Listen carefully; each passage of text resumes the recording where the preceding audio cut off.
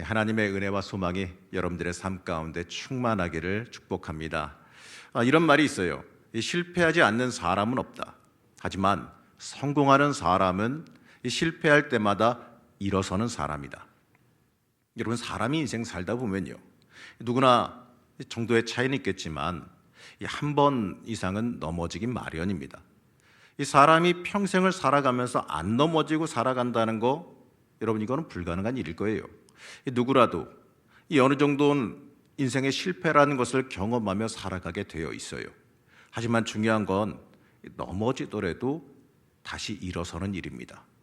오늘 우리가 본 이 말씀에서 이 아이성 전투에 관한 말씀을 하고 있습니다. 하지만 이 대부분의 사람들은 이 아이성 전투보다 바로 직전에 등장하는 전투인 여리고성의 그 승리에 많은 관심을 가집니다. 왜 그럴까요? 통쾌하기 때문에 그러죠. 이 아무 무기도 없이 이 하나님의 도우심으로 승리했기 때문에 그렇습니다. 이 매일 한 바퀴씩 6일간 여리고성을 돌고 마지막 이 7번째, 이 7일째 7번째 돌고 소리치자 어떻습니까? 이 거짓말과 같이 여리고성이 무너졌어요. 누가 뭐래도 이 통쾌한 하나님의 기적이라고 말할 수밖에 없습니다. 그러나 우리가 살아가는 인생에서요, 이러한 이 통쾌한 장면은 자주 볼 수 있는 장면이 아니에요. 우리의 인생에서 자주 볼 수 있는 장면은 아이성의 모습입니다.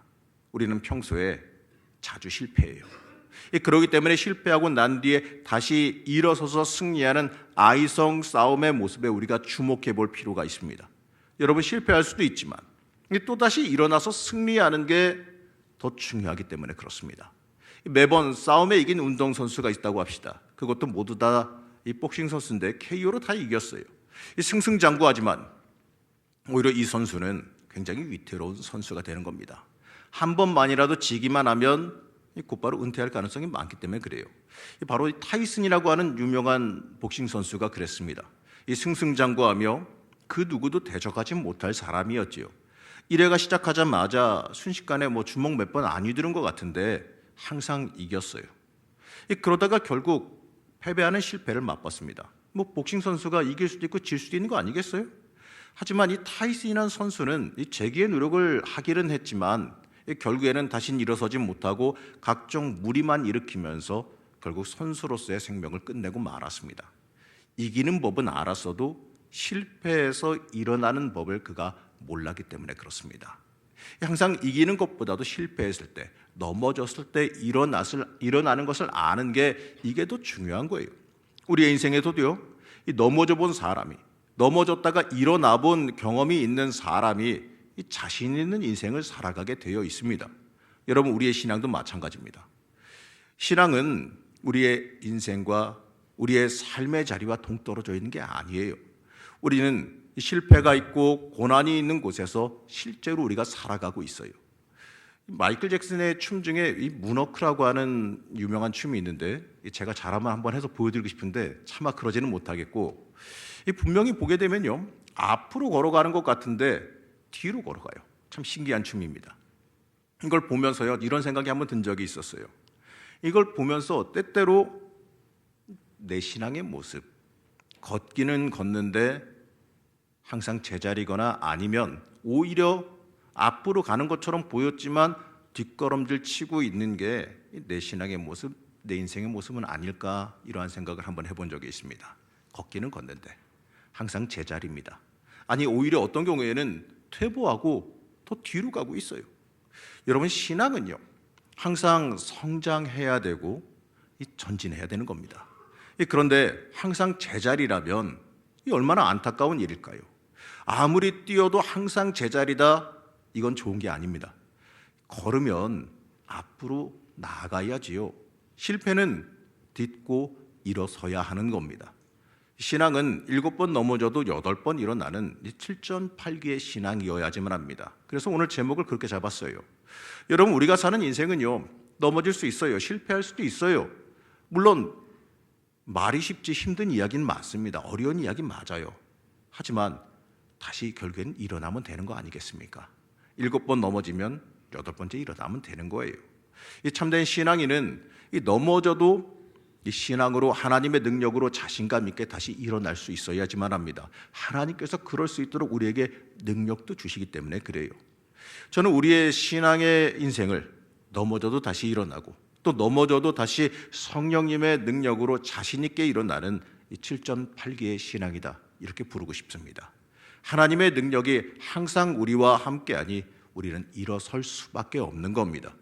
이 실패했을 때 나를 돌아보고 이 주님의 능력을 구함으로 다시 자신감 있게 일어서시기를 축복합니다. 이 자신 있게 7.8기의 신앙으로 여러분들은 승리하며 살아갈 수 있어야 돼요. 자, 그러면요, 넘어져도 다시 일어날 수 있는 신앙의 원동력이 뭘까? 그 능력이 뭘까요? 그냥 아무것도 없이 그냥 말로만 무조건 일어나라 일어나라 이렇게 하면 안 되겠지요. 오늘 이 시간, 오늘 말씀을 통하여서 이 7.8기의 신앙을 살아갈 수 있는 신앙의 원동력, 다시 일어설 수 있는 힘이 무엇인지에 대해서 함께 살펴보시겠습니다. 이 먼저 이 7.8기의 신앙은 말씀을 품고 일어나는 그 능력의 원동력이 있습니다. 이스라엘은 아이성에서 잠시 넘어졌어요. 그래도 중요한 건 말이죠, 이 말씀의 공급이 끊어지지 않았다는 거예요. 하나님 앞으로 가서 우리의 뭐가 잘못됐는지 뭐가 문제인지 엎드릴 줄 알았다라는 거고, 하나님의 음성을 듣고 고칠 줄 알았다라는 겁니다. 그래서 다시 그들이 일어설 수가 있었어요. 이 중요한 건요, 우리가 일어서는 데 있어서 하나님의 말씀을 품고 일어서는 겁니다. 이 하나님의 말씀을 품는 것이 바로 우리의 능력이고 우리가 일어설 수 있는 원동력, 일어설 수 있는 능력이라는 겁니다. 여러분 잘 아시는 시편 1편 3절 말씀입니다. 우리 함께 보시겠습니다. 그는 시냇가에 심은 나무가 철을 따라 열매를 맺으며 그 잎사귀가 마르지 아니함 같으니 그가 하는 모든 일이 다 형통하리로다. 아멘. 자, 여러분 잘 알고 계시는 이 말씀이 무엇을 말씀하고 있나요? 바로 공급이 있는 인생은 넘어져도 다시 일어난다라는 것을 말합니다. 여러분, 우리는 이 시냇가에 심겨져 있어야 돼요. 말씀의 자리에 심겨져 있어야 된다는 겁니다. 그래야지만 마르지 않는 하나님의 영적인 공급함을 맛보게 되는 거예요. 이 아이성의 실패 이후에 하나님 앞에 철저히 엎드린 여호수아에게 하나님 앞에 엎드리며 하나님 뭐가 문제입니까? 하나님 우리가 무슨 잘못을 했습니까? 하나님 이 실패의 원인이 무엇입니까? 엎드려 하나님께 도움을 구하고 하나님께 방법을 찾았던 그 여호수아에게 하나님께서 응답하시면서 말씀하십니다. 여호수아서 8장 1절 말씀입니다. 함께 보시겠습니다. 여호와께서 여호수아에게 이르시되 두려워하지 말라, 놀라지 말라, 군사를 다 거느리고 일어나 아이로 올라가라. 보라, 내가 아이 왕과 그의 백성과 그의 성읍과 그의 땅을 다 내 손에 넘겨 주었으니. 아멘. 여러분, 사울 왕과 다윗 왕, 이 두 왕의 차이가 뭔지 아십니까? 다윗은 이 범죄를 하던 안 하던 간에 그의 주변에 언제나 선지자들이 있었어요. 사무엘, 나단, 갓 선지자가 항상 다윗의 곁에서 그를 감시하고 그에 대해서 하나님의 말씀을 전해줬습니다. 그래서 넘어져도 다시 일어날 수가 있었어요. 그가 범죄하였을 때 선지자가 와서 그에게 네가 범죄하였다라고 말해줬습니다. 다윗은 그것을 들을 줄 알았어요. 그 말씀을 들었기 때문에 그가 다시 회개하고 하나님 앞으로 돌아올 수가 있었던 겁니다. 이 반면에 사울에게는요, 하나님의 말씀을 공급해 주는 사람이 없었어요. 그가 하나님의 말씀을 들으려 하지 않았기 때문에 그렇습니다. 선지자가 없었어요. 그래서 넘어져서도 다시 일어나 원래대로 되는 능력, 하나님 앞으로 돌아갈 수 있는 능력을 갖지 못했습니다. 여러분이 그러기 때문에 이 말씀의 자리, 이 생명이 공급되는 자리에 우리가 온전히 서 있을 수 있어야 하는 겁니다. 이 어린아이들이 가지고 노는 장난감 중에 이 오뚜기라는 게 있습니다.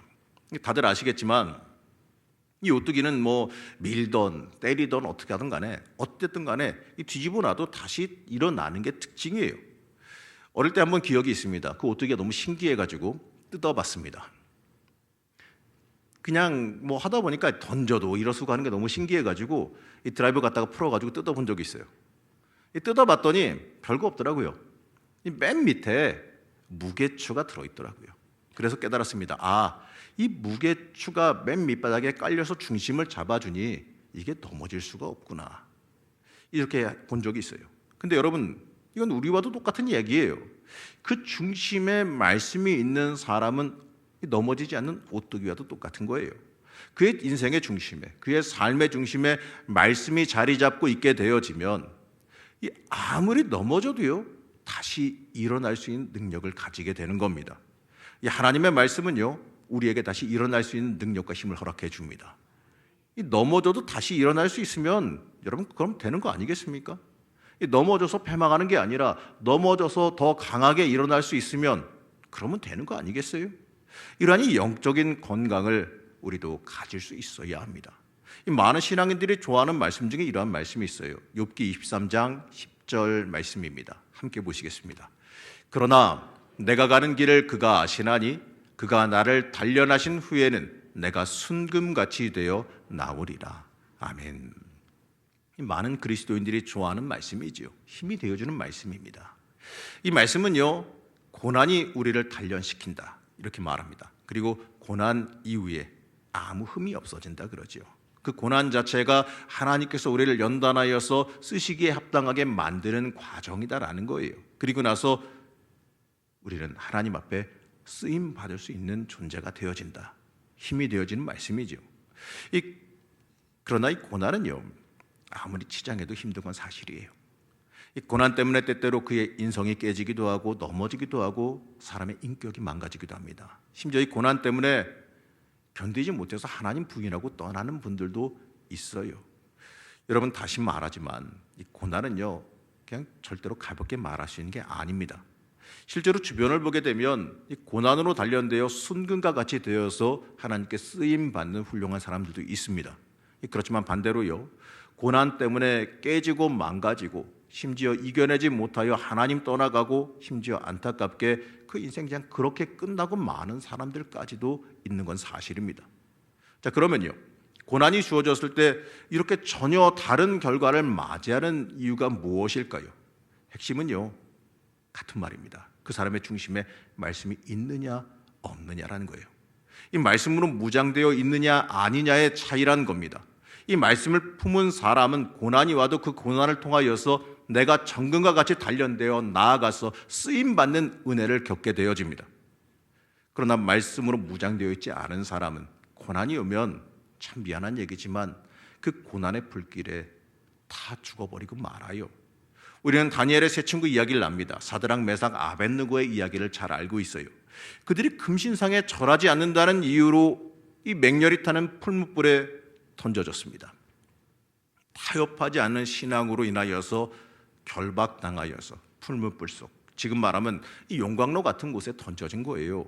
하지만 우리가 그 결론을 알고 있지요. 하나님의 도우심으로 세 친구는 모두 무사히 풀무불에서 나왔습니다. 더욱이 놀라운 게 뭔지 아십니까? 그들에게요, 머리카락 하나도 그슬르지 않았다라는 거예요. 오히려 그들에게 다 없어진 것이 있었는데 무엇이냐? 그들을 꼼짝 못하게 올가매고 묶어놨던 그들을 결박했던 그 밧줄만 다 없어졌어요.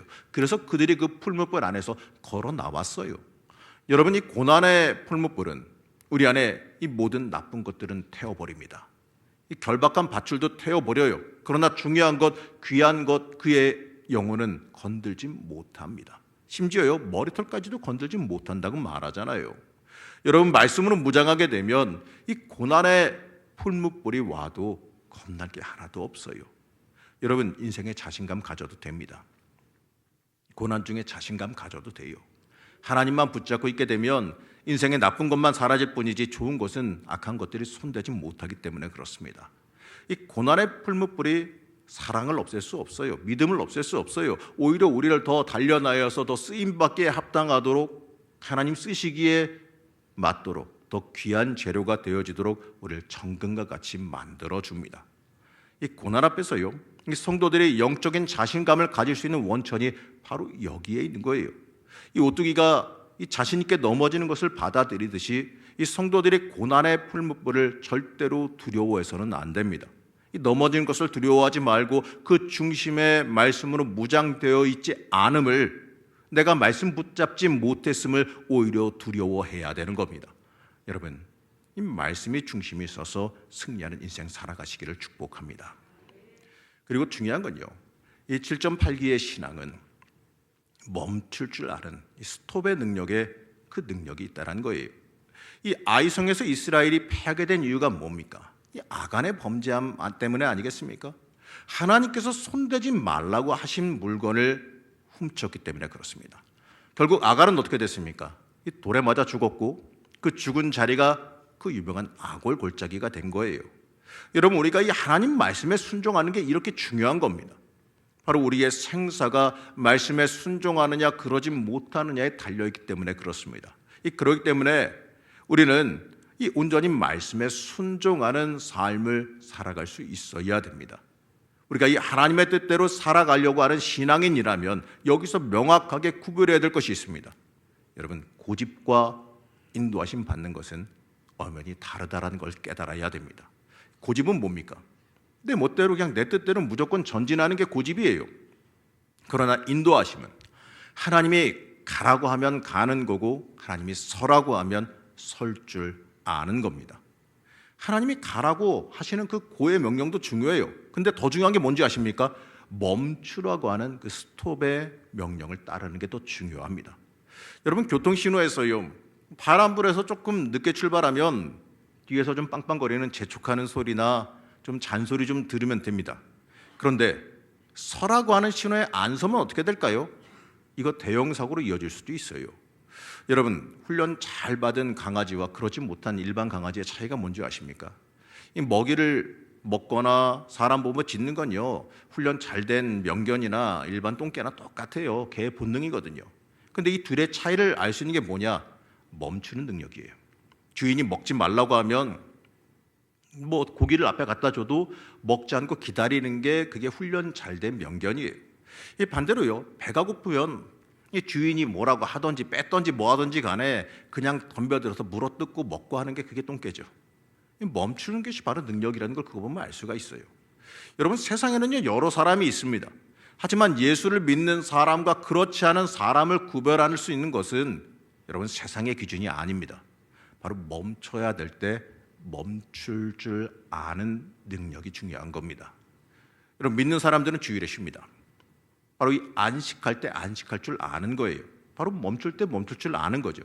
내 인생이 내 것으로 여겨져서 쉼 없이 내 육신을 위해서 내 삶을 위해서 살려고 하는 것을 좀 멈출 줄 아는 거예요. 이것은요 바로 내 자신의 삶이 하나님께 속해 있다라는 고백입니다. 이 주의 날을 주님께 온전히 드림으로써 내 자신의 나머지 날도 하나님의 것이라는 것을 철저히 고백하는 것이 바로 온전한 주일 성수이기 때문에 그렇습니다. 여러분, 이게 믿는 사람의 모습이에요. 우리가 기억해야 되는 것은 이 하나님께서 이 광야를 통과하던 이스라엘 백성들에게 안식일 전날에는 만나를 2배로 주신 것을 기억해야 됩니다. 여러분, 이게 무슨 말일까요? 믿고 쉬면 하나님께서 채워주신다라는 거예요. 다음은 안식일, 안식년에 대한 규례인데요, 레위기 25장 20절에서 21절 말씀인데 우리 같이 이 말씀 천천히 함독하시겠습니다. 만일 너희가 말하기를 우리가 만일 7째 해에 심지도 못하고 소출을 거두지도 못하면 우리가 무엇을 먹으리요 하겠으나 내가 명령하여 6째 해에 내 복을 너희에게 주어 그 소출이 3년 동안 쓰기에 족하게 하리라. 아멘. 안식년입니다. 안식년의 개념을 설명하면서 하시는 축복의 말씀이에요. 이 안식년을 지키면 6년까지 일하고 마지막 7번째 날에는 7번째 해에는 땅을 쉬게 하면서 안식해야 됩니다. 그러면 사람들이 걱정하죠. 아니 1년을 쉬면 우리가 어떻게 먹고 삽니까? 1년 농사를 안 지으면 그 다음에도 문제가 생기고 하는데 어떻게 됩니까? 그럴 때 하나님께서 뭐라고 말씀하시느냐? 내가 명령하여 6째 해에 내 복을 주어 그 소출이 3년 동안 쓰기에 족하게 하리라. 제 6년의 2년치가 아니라 3년치 소출을 주시겠다고 약속해요. 여러분, 하나님의 계산은 이렇습니다. 하나를 빼면 하나를 더해 주셔야 되는 게 인간적인 계산이겠지요. 그러나 하나님의 계산은 그렇지 않아요. 우리가 생각하기에는 하나를 포기하면 하나만 채워주시면 될 것 같은데 하나님께서는 하나가 아니라 둘을, 아니면 그 이상을 채워주세요. 순종하는 자에게는 하나님의 책임지심이 있음을 잊지 마시기 바랍니다. 사랑하는 성도 여러분, 여러분들은 인생 가운데 하나님의 그 채워주심을 경험하길 축복합니다. 이런 말씀드리면 아마도 이렇게 말씀하신 분들이 있을 거예요.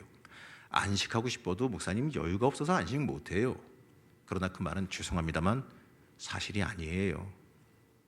여유가 없는 것이 아니라 죄송하지만 믿음이 없는 일입니다.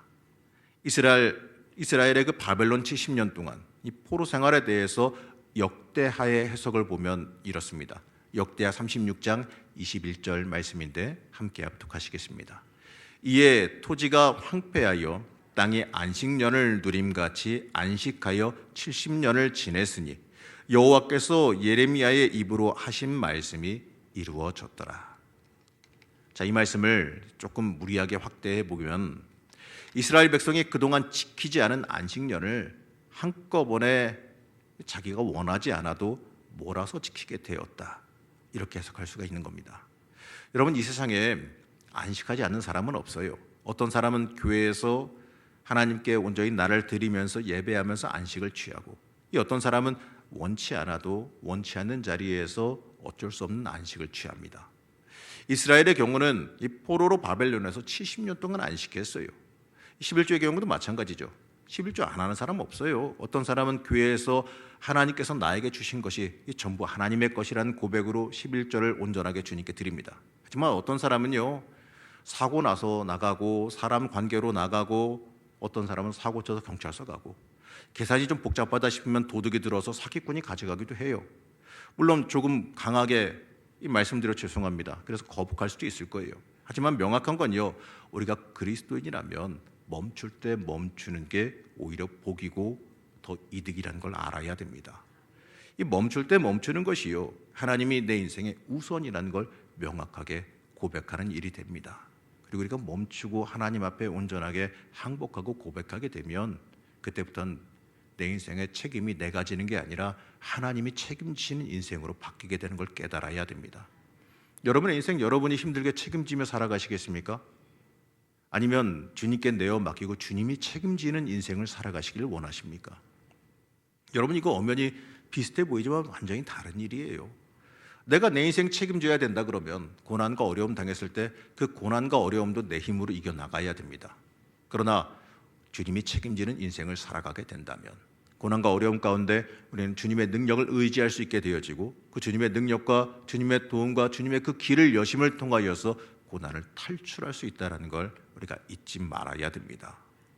여러분, 내가 나를 위해서 바쁘게 날뛸 것이 아니라 오히려 하나님의 음성을 듣기 위해서 때때로 우리의 바쁜 인생을 멈추고 주님의 음성 듣기에 집중할 수 있어야 됩니다. 우리의 인생 이 펄펄 뛰고 이리저리 움직인다고 해서 일이 다 되는 게 아니에요. 때로는 중단하고 기다릴 줄 알아야 돼요. 바로 하나님의 인도하심을 기다릴 줄 알아야 됩니다. 여러분, 그것이 오히려 우리에게 더 강력한 승리의 길을 열어줄 줄로 믿습니다. 사랑하는 우리 성도 여러분, 우리는 인생 삶에서 넘어질 수도 있는 인생이에요. 때때로 실패하기도 합니다. 하지만 중요한 건요, 이 쓰러지고 넘어지는 게 중요한 게 아니에요. 다시 일어서는 게 중요합니다. 어떤 경우에는 어떤 사람들이 이러더라고요. 쓰러지고 넘어지면 인생이 망한 것처럼, 인생이 실패한 것처럼, 신앙의 인생도 실패한 것처럼 여기는 경우가 있습니다. 아니에요. 때때로 하나님께서는요, 실패를 통하여서 더 큰 성공을 허락해 주시기도 하고요, 어떤 경우에는 그 길이 절벽으로 가는 길이기 때문에 그 앞에 벽을 쳐서 우리가 절벽에 떨어져 죽지 않도록 막아주시며 방향 전환을 시켜주실 때도 있다라는 겁니다. 어떻게 하건 여러분 잊지 마십시오. 하나님은 여러분을 사랑하십니다. 하나님은 여러분이 망하는 걸 원하시는 분이 아니에요. 그렇기 때문에 그 하나님께서는 여러분을 인도하실 때 나를 망하게 인도하시는 게 아니에요. 더 좋은 길로, 더 복된 길로 인도하시는 하나님의 역사와 인도함이 있다는 것을 잊지 마시기 바랍니다. 여러분, 중요한 건요, 내 힘으로 남의 인간적인 도움으로 일어서는 게 중요한 거 아닙니다. 우리는 하나님의 말씀으로 일어서야 됩니다. 이 오뚜기가 밀면 밀수록 쉼없이 일어나듯이 어떤 경우에는요, 더 세게 밀면 더 세게 일어나더라고요. 우리의 중심에 하나님의 말씀을 집어넣으면 우리도 그렇다라는 거예요. 그것이 우리를 생명으로, 인생의 승리함으로 인도해 줌을 믿으시기 바랍니다. 말씀 중심의 삶, 우리가 살아가야 되는 삶이라는 사실을 잊지 말고 고백하시길 축복합니다. 그리고 우리의 인생을 하나님 중심으로 놓고 멈추시기 바랍니다. 내 마음대로 이 세상을 향해서 내 욕망을 향해서 달려가는 내 인생을 하나님의 부르심에 맞게 응답하기 위해서 멈추고 주님의 음성 듣기에 집중하시기 바랍니다.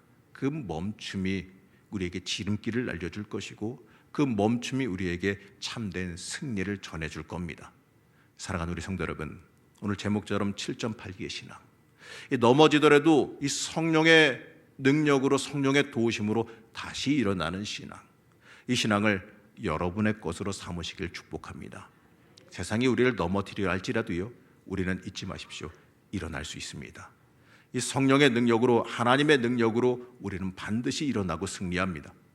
죄송하지만 옆에 분들과 오늘 마지막으로 한 번만 함께 나눠보겠습니다. 우리는 넘어져도 성령의 능력으로, 말씀의 능력으로 우리는 일어납니다. 같이 한번 나눠보시겠습니다. 성령님의 능력으로, 말씀의 능력으로 일어납니다. 이렇게 고백하실 때 일어나는 능력, 하나님의 역사가 있을 줄로 믿습니다. 온전히 승리하시는 신앙인들 되시기를, 넘어져도 일어나는 영적인 자신감을 가지는 성도님들 되시기를 간절히 축복합니다.